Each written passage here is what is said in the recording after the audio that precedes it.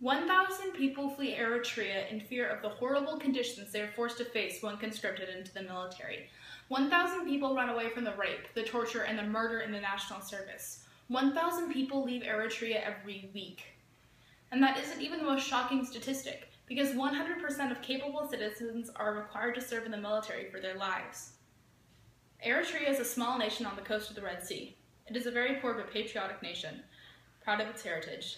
Yet the people live in the constant fear of the terrifying conditions they are forced to face when conscripted into the military. If the people were freed from this fear, what would their world look like? Service in the Eritrean National Service has been mandatory since 1995, 2 years after Eritrea was freed from Ethiopia, under which it was a province in 1993. Eritrean President Isaias Afwerki was appointed 2 years earlier in 1991 and has been president ever since.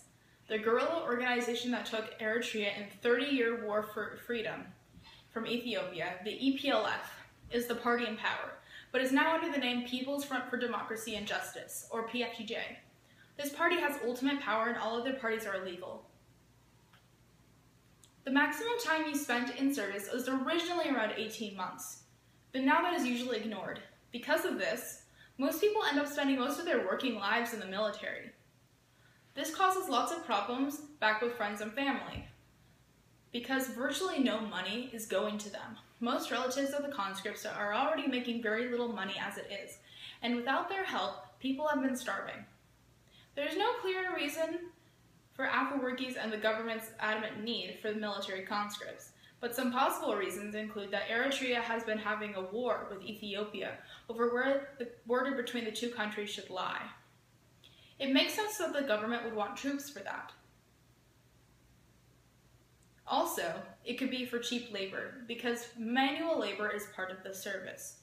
Eritrea is very poor, so to have hard labor done for practically no money at all might seem like an easy way out for the government to get stuff done.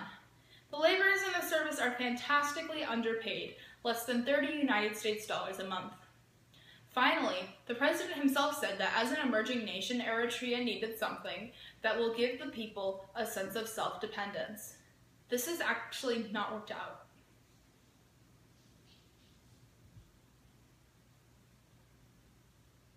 Although there might be reasons for the conscription, it doesn't make a ton of sense why the conditions are so bad.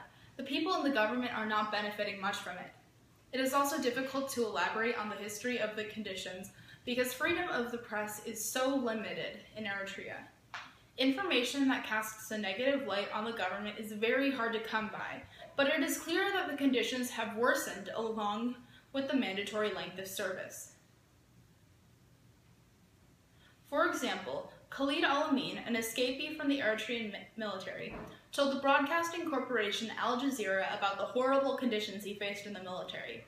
Inside the military, abuse goes on like it's a routine. Soldiers were beaten. Female soldiers were forced to have sex with officers or they would be tortured or killed. People were dying on a weekly basis, Salil Sabah, an activist says. Sabah goes on to say that these horrible things are not covered by the media. These events are just being swept under the rug by the government. We need to call attention to these abuse stories. Unfortunately, there is not much we can do to solve conscription. The party in control, PFDJ, has absolute power and all other parties are illegal. If we wanted to get rid of conscription, we would have to have a revolution because Afwerki would not let go of his precious military. But what we can do is solve the conditions they are working in by having an outside party do inspections on all military training and residential facilities. There could be an accurate assessment of how bad the conditions actually are. From then on, private organizations could evaluate how best to solve the problems and have a redress mechanism in place for corrupt officials. They could provide extra witnesses in court and draw more attention to the problems inside the military. In addition to creating an interview system, there could be similar efforts to rectify the corruption in the special courts which address corruption. The conscripts of the military are scared into silence by their superiors.